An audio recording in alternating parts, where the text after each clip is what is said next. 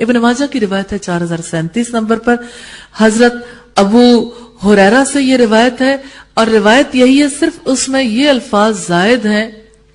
کہ کاش میں اس قبر والے کے بدلے میں قبر میں ہوتا اور اس کو دین و ایمان کا کوئی رنج نہ ہوگا، بلکہ دنیا کی بلا اور آفت کی وجہ سے وہ موت کی آرزو کرے گا.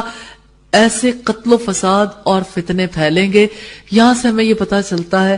کہ قرب قیامت کے دور میں اور فتنوں کے دور کے بارے میں جو رسول اللہ نے پیشین گوئی کی وہ یہ کہ موت کی تمنا اور قبر میں ہونے کی تمنا دین کی وجہ سے نہیں ہوگی کہ دین خطرے میں، ایمان خطرے میں، بلکہ دین کی تو انسانوں کو پرواہ ہی نہیں رہ جائے گی، ایمان کی پرواہ نہیں رہ جائے گی، صرف دنیا کی ہلاکتوں کی وجہ سے، دنیا کی آفتوں اور آزمائشوں کی وجہ سے.